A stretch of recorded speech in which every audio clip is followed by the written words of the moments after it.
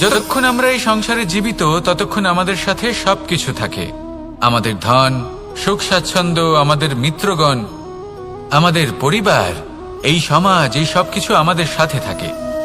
যেদিন আমরা এই সংসারকে ত্যাগ করব, এদের মধ্যে কেউ আমাদের সাথে যাবে না। না ধন, না স্বাচ্ছন্দ্য, না সম্পত্তি।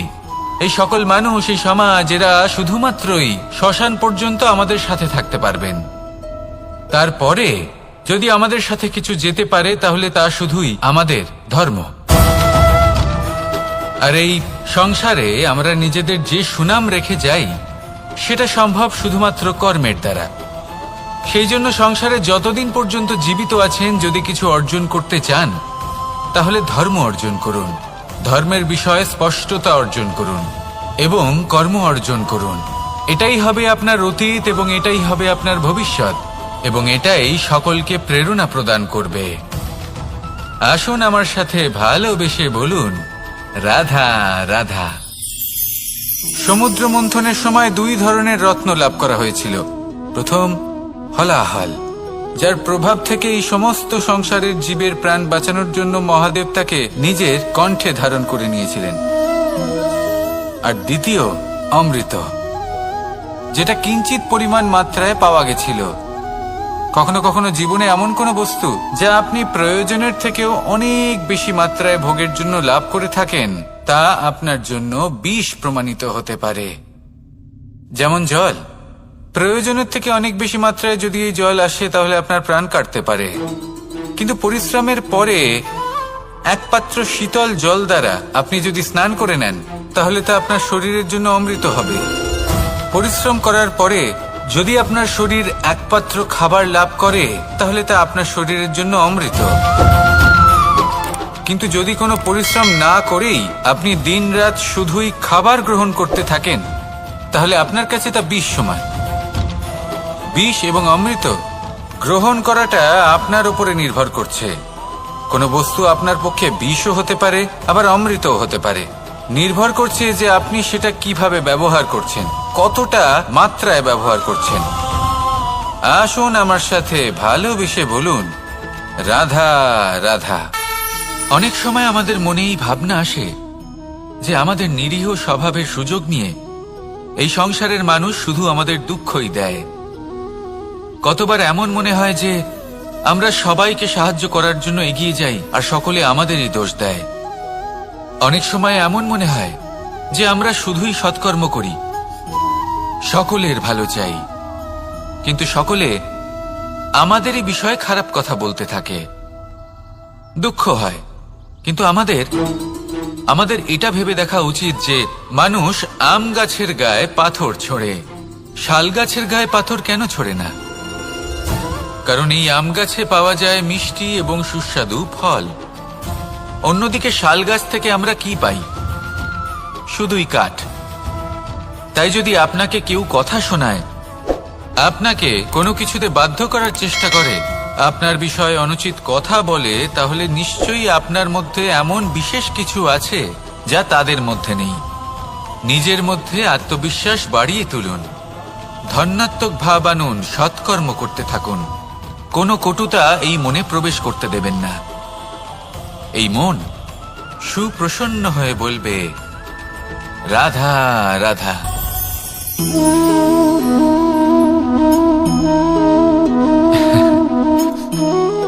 ঘুমের মধ্যে আমরা বিভিন্ন ধরনের স্বপ্ন দেখি, কিছু সুখের, কিছু দুঃখের, কিছু অত্যন্ত ভয়ানক। কিন্তু সত্যি কথা বলতে এর উপর আমাদের কোনো নিয়ন্ত্রণ নেই। কিন্তু আমি এমনও কিছু ব্যক্তিকে দেখেছি যারা খোলা চোখে স্বপ্ন দেখেন এবং তা যাপন করেন। নিজেদের একটা আলাদা স্বপ্ন নগরী আছে ওনাদের, সেখানেই জীবন যাপন করেন। আসল বাস্তবটা কি তাতে ওনাদের কিছুই যায় আসে না। এমন কিছু মানুষ আছেন যাদের কাছে বিন্দুমাত্র জ্ঞান নেই, সে না হয় ঠিক আছে, কিন্তু জ্ঞান এমন ভাবে প্রদান করবেন যে মনে হবে সংসারের সমস্ত জ্ঞান তাদের কাছেই রয়েছে। এমন কিছু মানুষ আছেন যারা ভালোবাসতে জানেন না, আর তাও আমি মেনে নিলাম। কিন্তু কথা এমন ভাবে বলবেন তাতে মনে হবে যেন প্রেমের বিষয়ে সবকিছু শুধুমাত্র ইনিই জানেন। এবার আমি এমন কথা অবশ্যই বলছি না যে আপনি এরকম করেন, কিন্তু যদি কোনো ব্যক্তি এরকম করেন তাহলে তার এটা মাথায় রাখা উচিত যে সেই ব্যক্তি অন্য কারোর সাথে নয়, নিজের সাথে অনুচিত করছেন। কারণ এমন কাজ করে উনি নিজের দোষ, নিজের অপগুণ সংসারের কাছে নয়, নিজের কাছে লুকোচ্ছেন। আপনি যদি নিজেকে বুঝতে না পারেন, সম্পূর্ণরূপে নিজেকে আকলন না করেন, নিজের অপগুণ, নিজের দোষ পূর্ণরূপে না বুঝতে পারেন, তাহলে এটা কি করে বুঝবেন যে নিজেকে কিভাবে শুধরে নিতে হবে? আপনাকে নিজের সত্য স্বীকার করতেই হবে, তারপরেই আপনি নিজেকে পরিবর্তন করতে পারবেন। তাহলে স্বপ্নে নয়, বাস্তবে বাঁচুন, আনন্দে বাঁচুন, আর আমার সাথে ভালোবেসে বলুন রাধা রাধা। ইচ্ছে বড়ই বিচিত্র জিনিস। এই ইচ্ছে যদি তা পূর্ণ না হয় তাহলে তা ক্রোধকে জন্ম দেয়, যদি তা পূর্ণ হয় তাহলে লোভকে জন্ম দেয়, যদি সময়ের মধ্যে পূর্ণ না হয় তাহলে শোককে জন্ম দেয়, আর যদি সময়ের পূর্বেই পূর্ণ হয়ে যায় তাহলে অহংকারকে জন্ম দেয়। সকলের ইচ্ছে থাকে, আপনারও অবশ্যই থাকবে, তা অবশ্যই পূরণ করবেন।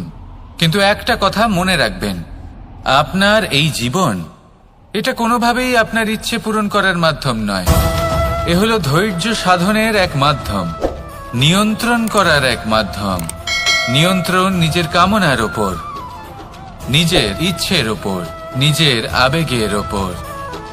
কারণ ইচ্ছে এটা হলো সেই অশ্বের মতো যা একবার লাগাম ছাড়া হয়ে গেলে আপনার হাত থেকে যদি এই লাগাম বেরিয়ে যায় তাহলে তা আপনাকে সোজা বিনাশের পথে নিয়ে যেতে পারে।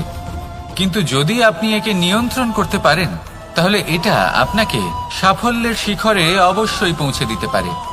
তাহলে ইচ্ছেগুলিকে নিয়ন্ত্রণ করুন আর আমার সাথে ভালোবেসে বলুন রাধা রাধা। আমরা সকলে শক্তি অনুভব করতে চাই।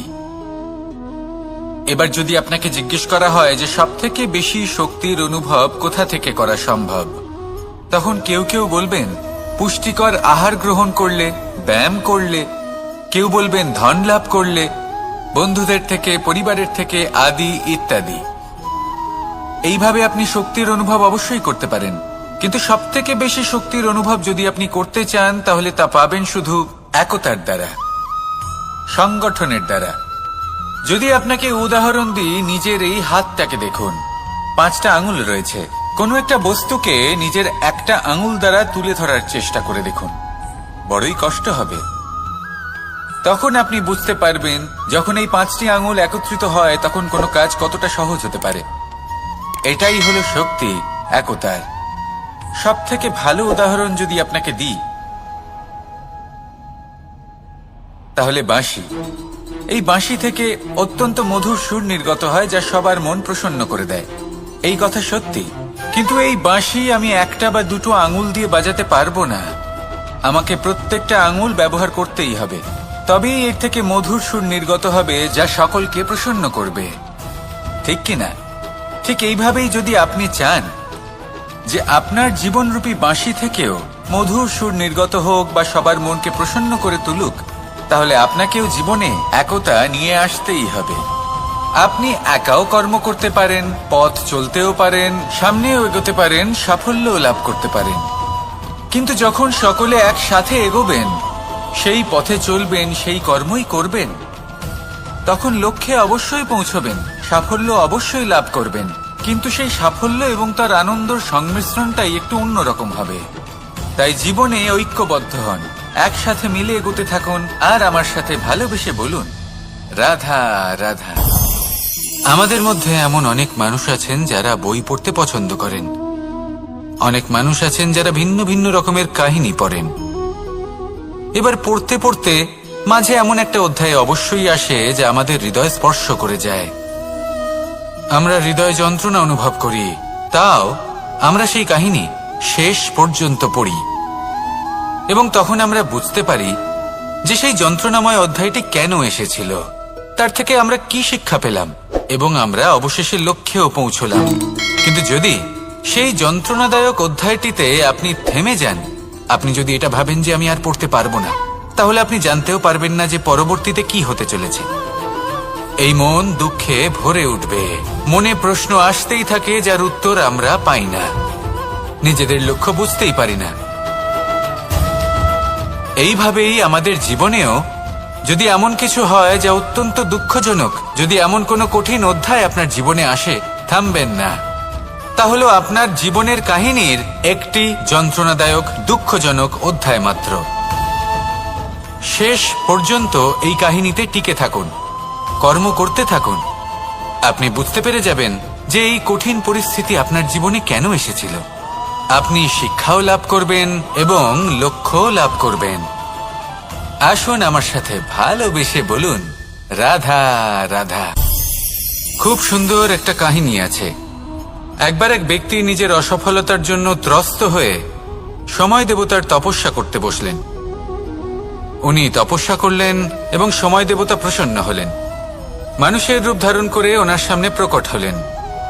এবার সেই ব্যক্তি ওনাকে জিজ্ঞেস করলেন যে কি এমন আছে যার জন্য আপনি বারবার জয়ী হন আর আমি চিরকাল পরাজিত হয়ে থাকি? কেন এত পরিশ্রম করা সত্ত্বেও আমি সাফল্য লাভ করতে পারি না? তখন সময় দেবতা উত্তর দিলেন যে দিন হোক বা রাত, ঝড় হোক বা ভূমিকম্প, রোদ হোক বা বৃষ্টি হোক, সময়ের সূত্রপাত হোক বা প্রলয়, আমি থামি না, আমি চলতেই থাকি। আর সেই জন্য যিনি থেমে যান তিনি পরাজিত হন আর আমি জয়ী হই। এটাই আমাদের শিখতে হবে। জীবনে সবসময় চলতে থাকুন, কখনো থামবেন না। হ্যাঁ, কিছুক্ষণের জন্য বিরতি নিতে পারেন, বিশ্রাম করার জন্য, নিজেকে আরো সশক্ত করে তোলার জন্য, কিন্তু থেমে যাবেন না। নিরন্তর কর্ম করতে থাকুন, পরিশ্রম করতে থাকুন, তবেই এই সংসার আপনাকে মনে রাখবে। আসুন আমার সাথে ভালোবেসে বলুন, রাধা রাধা। বস্ত্র আমাদের সকলের প্রিয়, এটা আমাদের জীবনযাপনের জন্য প্রয়োজনীয়। আমরা সবসময় চেষ্টা করি সেই বস্ত্র পরতে যা পরলে আমাদের দেখতে ভালো লাগে। কিন্তু কখনো এই কথা ভেবে দেখেছেন যে কিছু বস্ত্র যদি স্বচ্ছ হয় তাহলে তা পুরনো হলেও দেখতে ভালো লাগে? ঠিক তেমনি যেমন কোনো খাবার যদি মশলাদার না হয়, অত্যন্ত সুস্বাদু নাও হয়, কিন্তু যদি তা গরম হয়, টাটকা হয়, তাহলে খেতে ভালোই লাগে। ঠিক সেইভাবেই যদি কোনো ব্যক্তি সুন্দর নাও হয় কিন্তু তার কথা খুবই মধুর হয়, তাহলে সেই ব্যক্তি সকলের প্রিয় হয়। কোনো ব্যক্তি যদি ধনবান নাও হন কিন্তু তিনি যদি গুণী হন, তাহলে এই সংসারে সম্মান লাভ করেন। সেই জন্য কখনো এই বিষয়ে দুঃখ পাবেন না যে আপনার কাছে ভৌতিক স্বাচ্ছন্দ্য নেই। আপনার কাছে সব থেকে বড় বস্তু, সব থেকে মূল্যবান বস্তু যেটা আছে সেটা হলো আপনার আত্মা, আপনার মন, আপনার বিচারধারা, আপনার গুণ, আপনার কথা। এগুলো সবসময় শুভ রাখুন এবং সবসময় নিজের সাথে রাখুন।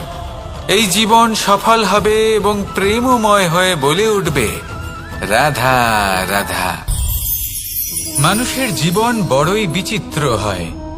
যেই মুহূর্তে জন্ম নেয় একটা প্রতিস্পর্ধায় প্রবেশ করতে থাকে। মানুষ জন্ম নেয় আর প্রতিস্পর্ধা শুরু হয়ে যায় ভাই এবং বোনের মধ্যে সর্বশ্রেষ্ঠ হবার, সবার থেকে এগিয়ে থাকার। তারপরে সে যায় গুরুকুলে। নিজের বন্ধুদের মধ্যে সর্বশ্রেষ্ঠ হওয়ার প্রতিস্পর্ধা শুরু হয়। এবার সেখান থেকে বাইরে বেরিয়ে সংসার জীবনে প্রবেশ করে ধন উপার্জনের প্রতিস্পর্ধা শুরু হয়। তা সে যুদ্ধই হোক বা কলা হোক, এই প্রতিস্পর্ধা কখনোই আমাদের পিছু ছাড়ে না।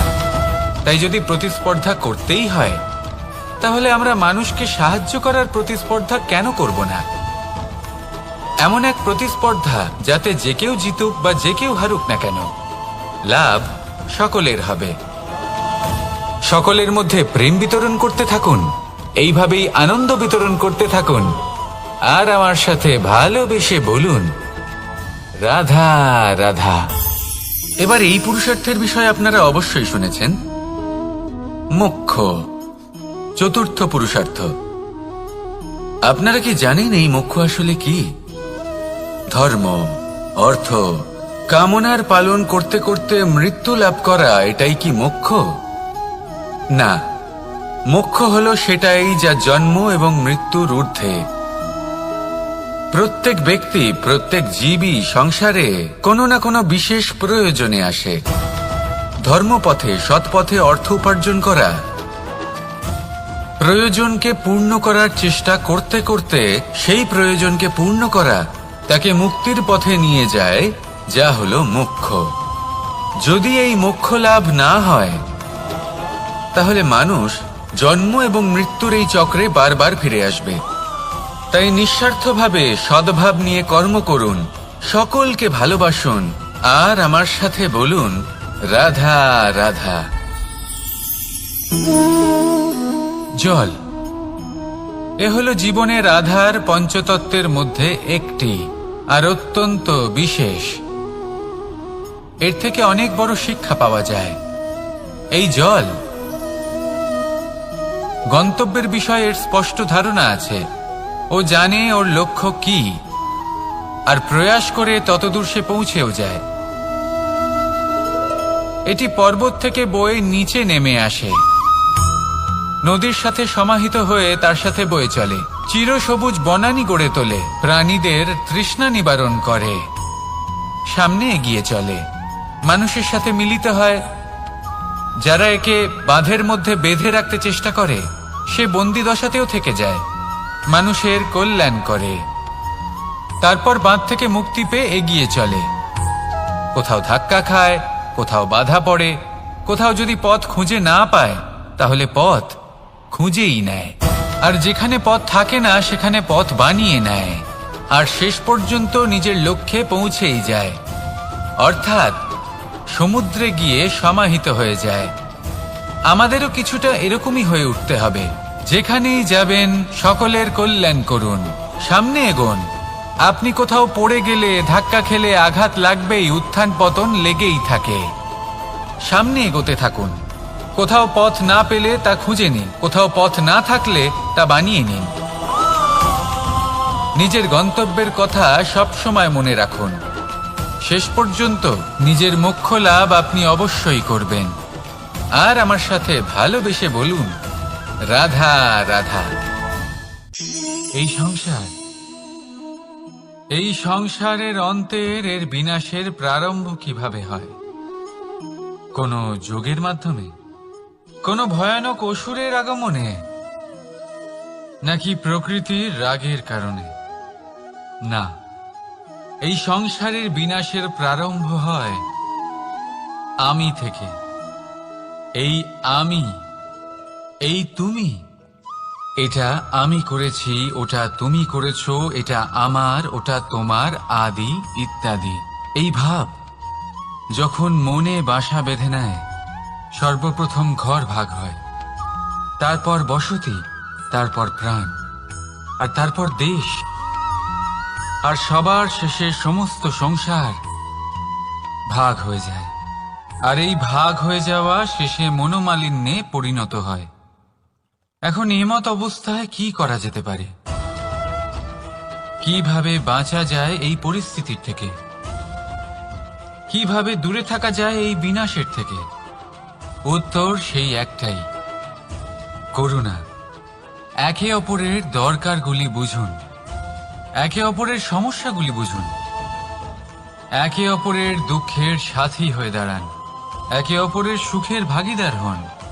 আর শেষে যখন এই আমি আমরাতে পরিণত হবে, তখন এই বিনাশ নিজে থেকেই দূরে চলে যাবে। তাহলে আমরাতে বিশ্বাস করতে শিখুন, আর আমার সাথে ভালোবেসে বলুন রাধা রাধা। এই মুদ্রা, এবারে ভাবুন এটাই আমাদের জীবন, জীবনের সুখ আর দুঃখ। এই মুদ্রার, এই জীবনের দুটি দিক। কিন্তু যখনই আমরা ঈশ্বরের কাছে প্রার্থনা করি তখনই আমরা সুখ চাই, আর সেই সুখ আসেও। আর যখনই সেই সুখ আসে তখন ব্যক্তি সর্বপ্রথম তাকে ভুলে যায় যে দুঃখের সময় ওনার সাথে ছিলেন। আর এমত অবস্থায় উনি সাহায্য করেন না, উনি করেন উপকার। আর এই উপকারের বদলে মানুষের থেকে উনি নিজের জন্য শ্রদ্ধা চান। আর সেই শ্রদ্ধা, সেই চাহিদার কারণে উনি নিজেকে অন্যদের থেকে শ্রেষ্ঠ, অন্যদের থেকে ভিন্ন মনে করতে বিবশ হয়ে যান। আর আলাদা হবার কারণে তার মধ্যে জেগে ওঠে অহংকার, আর সেটাই হয় তার পতনের কারণ। এবার এতে কি করা যেতে পারে, কি চাওয়া যেতে পারে ঈশ্বরের কাছে? এই প্রশ্ন অবশ্যই মনে আসে। ঈশ্বরের কাছে চান সুখ, শুধুমাত্র ততটাই যাতে অহংকার না আসে, আর দুঃখ ততটাই যাতে শ্রদ্ধা না চলে যায়। রাধা রাধা। এই সংসারে এমন কিছুই নেই যে সব সময় একই থাকবে। যা কিছু নির্মাণ হয়েছে তা একদিন অবশ্যই ভেঙে পড়বে, কিন্তু এই ভেঙে যাওয়ার বিশ্লেষণ আপনি কিভাবে করবেন তা আপনার উপরে নির্ভর করছে। ওই আকাশের দিকে তাকান, ওই মেঘ, ওটাও ভেঙে পড়ে, কিন্তু নিজে ভেঙে পড়ার সাথে বর্ষাকে তৈরি করে যায়। মাটির ডেলা অবশ্যই ভেঙে পড়ে, কিন্তু ব্যবহারযোগ্য মাটির রূপ নিয়ে। এই ধরিত্রীর বুকে কোনো এক বীজ যখন ভেঙে পড়ে, তখন ধরিত্রীর উপর এক বিশাল আকারের বৃক্ষ নির্মাণ করে। যদি জীবনে কিছু ভেঙে পড়ে, তাহলে নিরাশ হয়ে পড়বেন না, নিজের সাহস হারাবেন না। ধনাত্মক দৃষ্টিভঙ্গি দিয়ে দেখতে চেষ্টা করুন। মনে করুন, নিয়তি নিশ্চয়ই আপনার জন্য আরো ভালো কিছু ভেবে রেখেছে, যা ভবিষ্যতে আপনার প্রতীক্ষা করছে। ধনাত্মক চিন্তা ভাবনা করতে থাকুন, তারপর দেখবেন শ্রেষ্ঠ রচনা নিজেই তৈরি হবে। রাধা রাধা। চলতে থাকা, থেমে যাওয়া, বিশ্রাম নেওয়া, তারপর দম নিয়ে পুনরায় দাঁড়িয়ে পড়া, আর তারপর আবার সেই পথ চলা। এটা জীবনের অভিন্ন এক অঙ্গ, এটার থেকে আপনি পালাতে পারবেন না। কিন্তু এই অঙ্গকে আপনি নিজের জীবনে কিভাবে প্রয়োগ করবেন, কিভাবে তাকে কাজে লাগাবেন, সেই সিদ্ধান্ত আপনাকে নিতে হবে। যারা হেরে যান তারাও জীবনে থমকে যান, আবার যারা জেতেন তারাও দাঁড়িয়ে পড়েন। যারা হেরে যান তারা হাঁপিয়ে দাঁড়িয়ে পড়েন, যারা জিতে যান তারা দাঁড়িয়ে পড়েন সেই সর্বোচ্চ স্তরে পৌঁছে গিয়ে। এবার দাঁড়াতে তো আপনাকে হবেই, তা হতেই হবে, কিন্তু কখন কিভাবে দাঁড়াবেন, ক্লান্ত হয়ে নাকি সর্বোচ্চ স্তরে পৌঁছে গিয়ে, সেই সিদ্ধান্ত আপনার। অবশ্যই দাঁড়িয়ে পড়ুন, কিন্তু ক্লান্ত হয়ে নয়, কারণ আপনাকে পুনরায় দাঁড়িয়ে পড়তে হবে, পুনরায় যাত্রাপথে এগোতে হবে এবং সর্বোচ্চ স্তরে পৌঁছতেই হবে। রাধা রাধা। স্বপ্ন, আমরা জীবনে স্বপ্ন দেখতে থাকি, সেটা পূরণ করার পূর্ণ প্রয়াস করে থাকি, কিন্তু এই স্বপ্ন পূরণ না হওয়ার পরিস্থিতিতে আমরা ভেঙে পড়ি, ছিন্ন বিচ্ছিন্ন হই, আর তারপরই বোঝা আমরা আগামী প্রজন্মের ওপর রীতিমতো চাপিয়ে দিই। আমরা এটাই মনে করি যে আমরা যেটা হতে পারিনি সেটা আমাদের সন্তান অবশ্যই হবে। আমরা যা কখনো পাইনি আমাদের সন্তান অবশ্যই তা পাবে। এটা যে অনুচিত সেটা আমরা ভাবি না, কিন্তু এটা ভুল, আর এই ভুল আমরা সকলেই করে থাকি। সন্তান প্রকৃতি আর পরমাত্মার আশীর্বাদ। ওদের ভেতরে তাদের নিজের একটা অস্তিত্ব লুকিয়ে থাকে, সেটা মন দিয়ে দেখুন তো। আপনি শুধু ওই সন্তানকে জন্ম দিয়েছেন, কিন্তু ওর জীবন আপনার নয়। তাই নিজের সন্তানের সাথে থাকুন, সময় কাটান, ওদেরকে ভালোবাসুন, সব সময় প্রেরণা দিন, কিন্তু প্রেরণা দিন ওর নিজের অস্তিত্বকে বাড়ানোর জন্য, ওর নিজের স্বপ্ন পূরণ করার জন্য, আপনার স্বপ্ন পূরণ করার জন্য নয়। ওদের অস্তিত্বকে পূর্ণাঙ্গে বৃদ্ধি পেতে দিন। রাধা রাধা। এই পুকুর দেখছেন আপনি, পুকুরের জল কখনো প্রবাহিত হয় না, একই স্থানে জমে থাকে, আর সেই কারণে কিছুদিন পর ময়লা হতে শুরু করে। কিন্তু তাও আমরা একে ত্যাগ করি না, আমরা তবুও একে পুজো করি, শুধুমাত্র এই কারণে নয় যে অতীতে সে আমাদের তৃষ্ণা মিটিয়েছে, কিন্তু এই কারণেও যে যদিও বা সে ভবিষ্যতে আমাদের তৃষ্ণা না মেটায়, কিন্তু প্রয়োজন হলে আগুন অবশ্যই নেভাতে পারে। ঠিক সেই রকমই হয় আমাদের সম্পর্ক, সম্পর্ক যা আমরা বহু বছর পরিশ্রম করে তৈরি করি, যে দরকার পড়লে আমাদের সহায়ক হয় কোনো না কোনোভাবে। সেই জন্য সম্মান করতে শিখুন এই সম্পর্কগুলিকে, শিখুন এই সম্পর্কগুলিকে অটুট রাখতে। কথায় কথায় এই সম্পর্কগুলিকে ভেঙে দিতে শিখবেন না। রাধা রাধা। বিষ, এই শব্দটা শুনলেই মনে অনেক কল্পনা জন্ম নেয়। কল্পনা অসহ্যকর তিক্ততা, কল্পনা অত্যন্ত বেদনাদায়ক মৃত্যু। এবার যদি আপনাকে জিজ্ঞেস করা হয় যে সবচেয়ে বিষাক্ত বিষ কোনটা, তাহলে আপনি কি বলবেন? কেউ বলবে সর্পের বিষ, কেউ বলবে কাঁকড়া বিছের, কেউ বলবে কালকিউটের বিষ। কিন্তু না, এই সমস্ত রকম বিষ সেই বিষের সামনে টিকতে পারবে না যাকে আমরা বলে থাকি কানের মধ্যে ঢালা বিষ। শুনতে অত্যন্ত মিষ্টি, কিন্তু তিক্ততায় অত্যন্ত বিষাক্ত। পেটের মধ্যে যাওয়া এই বিষ শুধুমাত্র একটি মানুষের মৃত্যুর কারণ হয়, কেবল একটি। কিন্তু কানের মধ্যে ঢালা এই বিষ একাধিক সম্পর্কের নাশ করতে পারে। আর এটাতে সেই ব্যক্তির ভুল নেই যে আপনার কানে বিষ ভরেছে, আপনি তাকে দোষ দিতে পারেন না। এখানে দোষ আপনার নিজের, যে এই বিষকে আপনি নিজের উপরে প্রভাব ফেলতে দিয়েছেন, এই বিষকে সুযোগ দিয়েছেন আপনার ক্ষতি করতে। এটা আপনার ভুল। সেই জন্য কুমন্ত্রণায় কখনো কান দেবেন না। আপনার মনে ভালোবাসার দৃঢ়তা জাগিয়ে তুলুন আর নষ্ট করে দিন এই সংসারের সমস্ত বিষের প্রভাবকে। রাধা রাধা। জীবন, আমাদের এই জীবন, সুখ আর দুঃখ, এই দুইয়ের মিশ্রণ। এদের সংমিশ্রণই জীবনের ভারসাম্য বজায় রাখে। এখন এই সুখ, সুখ এমন এক বস্তু যাকে সবাই খুঁজে চলেছে। দুঃখ এমন এক অনুভূতি যা সবার কাছে আছে। আমাদের প্রত্যেকের জীবনে সুখ আর দুঃখ আসতে থাকবে আর যেতেও থাকবে, এটা অবশ্যই জীবনে থাকবে। কিন্তু সফলতা, এটা সবার জীবনে আসে না। কেন? কারণ এই সফলতা সুখ আর দুঃখের দ্বারা প্রাপ্ত হয় না। সফলতা প্রাপ্ত হয় নিজের উপরে বিশ্বাস করতে থাকলে।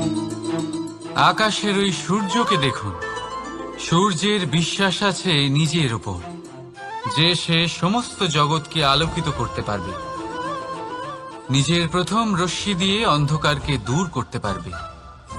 সূর্য এই বিশ্বাস নিয়েই আসে, আর কিছুক্ষণের মধ্যেই সমস্ত সংসার থেকে অন্ধকারকে বিনাশ করে ফেলে সে। তাহলে মনে রাখবেন, এই সুখের আভাস, এই দুঃখের অনুভূতি আসতেও থাকবে আর যেতেও থাকবে। শুধু নিজের উপরে বিশ্বাস রাখুন, তারপর দেখবেন এই সফলতা আপনার দাস হয়ে থাকবে। রাধা রাধা। চাঁদ কত শ্রেয়, শুভ্র, কত সুন্দর। কিন্তু যদি আপনি মনোযোগ সহকারে দেখেন তাহলে দেখবেন এই চাঁদেও দাগ আছে। আর এই দাগগুলি থাকার কারণে কি এই চাঁদের মাহাত্ম্য কখনো কমে যায়? কখনো নয়। এর কারণ হলো চাঁদের নিরন্তর চেষ্টা। একবার এই আকাশে দেখুন, এই অন্ধকার সবসময় চেষ্টা করে চাঁদকে ঢেকে দেওয়া, কিন্তু এই চাঁদ সবসময় এই অন্ধকারের সাথে লড়াই করতে থাকে।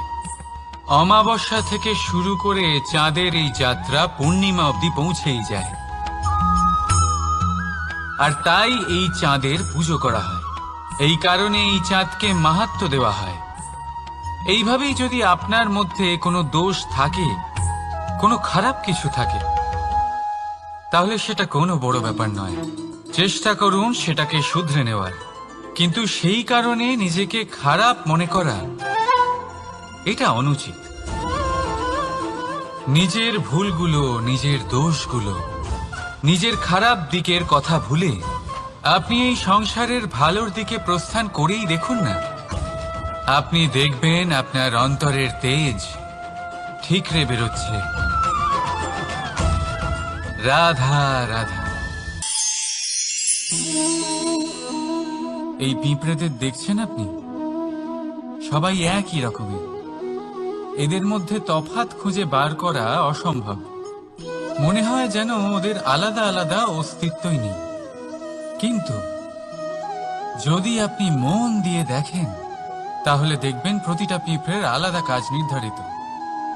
তাদের আলাদা অস্তিত্ব আছে। কেউ বাড়ি বানানোর জন্য মাটি সংগ্রহ করতে পটু, কেউ ঢিপি বানাতে পটু, কেউ খাবার খোঁজায় পটু, আবার কেউ সেই খাবার আনায় পটু। ঠিক সেরকমই হয় মানুষেরা। মনে হতেই পারে সবাই একই রকম, কিন্তু প্রতিটা মানুষের ব্যক্তিত্ব, প্রতিটা মানুষের অস্তিত্ব ভিন্ন হয়। আর সত্যি কথা বলতে কি, প্রতিটা মানুষের ভিন্নতাই আমাদের প্রগতির দিকে নিয়ে যায়। ভাবুন, যদি আপনাকে কারোর সাথে হাত মিলিয়ে চলতে হয়, তাহলে আপনাকে আপনার সোজা হাত তার উল্টো হাতে ধরে এগোতে হবে।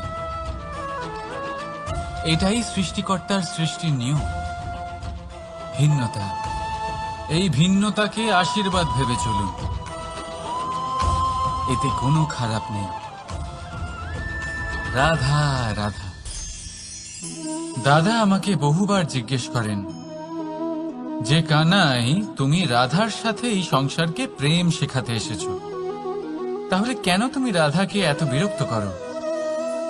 কেন ও তোমাকে বিরক্ত করে? কেন এই ঝগড়াঝাটি হয়? কেন এই টানাপোড়েন চলে? এবার এটার উত্তর আমি কিছুটা এইভাবে দিতে চাই। পিঁপড়ে সেই বাড়িতেই প্রবেশ করে যেখানে মধু উপস্থিত আছে।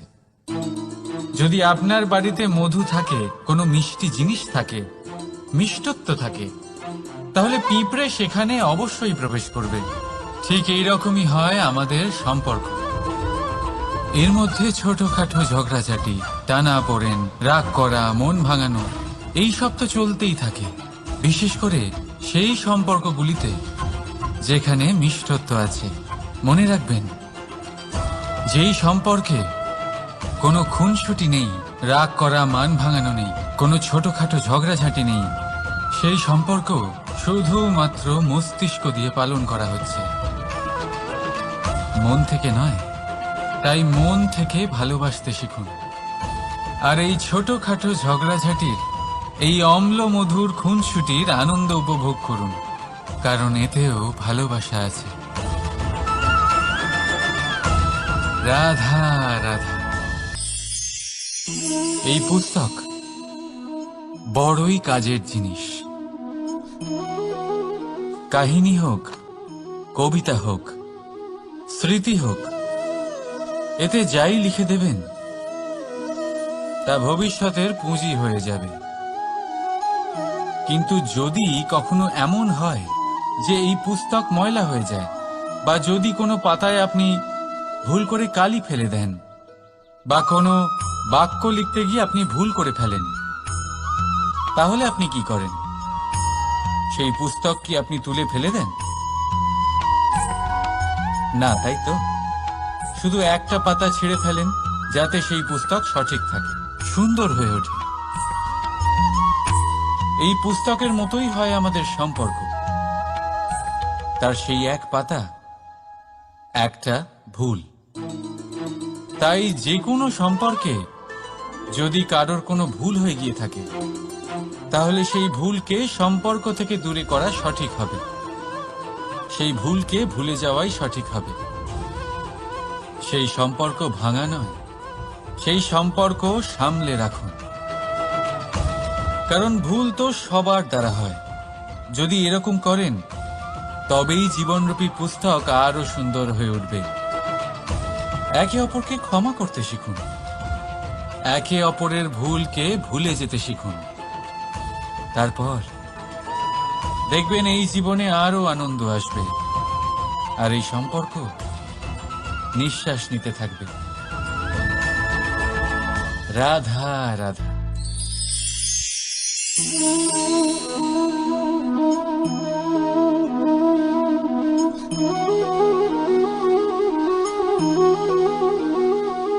আমার এই ছায়া দেখতে পাচ্ছেন আপনি?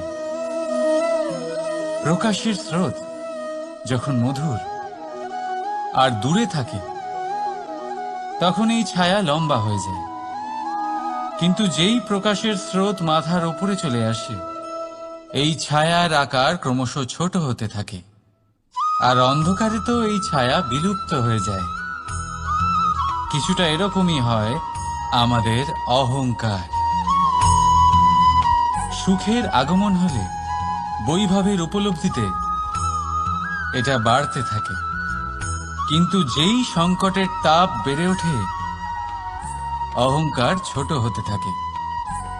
আর যখন সংকটের এই অন্ধকার আমাদের চারিদিক থেকে ঘিরে ধরে, তখন এই অহংকার আমাদের ছায়ার মতোই বিলুপ্ত হয়ে যায়। তাই সেই কারণে আপনার জীবনে সংকটের আগমন আপনার অহংকার নষ্ট করেই দেবে, কিন্তু তার জন্য সংকটের অপেক্ষা কেন করবেন? এই অহংকারকে বাড়তেই দেবেন না, উৎপন্ন হতেই দেবেন না। বিবেকের সুতো দিয়ে বেঁধে রাখবেন একে। দেখুন, আমি শ্রেষ্ঠ, এটা বিশ্বাস করতে কোনো আপত্তি নেই। কিন্তু শুধুমাত্র আমি শ্রেষ্ঠ, আর কেউ নয়। এই আত্মসম্মান নয়, এ হলো অহংকার।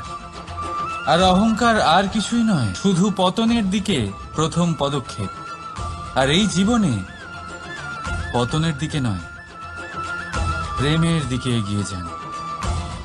আর আমার সাথে ভালোবেসে বলুন, রাধা রাধা। আপনি কি কখনো ফলে ফুলে পরিপূর্ণ বৃক্ষ দেখেছেন? তার ডালগুলো কিরকম স্বাধীনভাবে বেড়ে ওঠে। কিন্তু যদি এই ডালগুলো মূলের সাথে ঠিকভাবে যুক্ত না থাকে, সেই বৃক্ষের মূলগুলি গভীর না হয়, তাহলে কি হবে? তাহলে কি সে সেই সব সুবিধা পাবে? কখনোই নয়।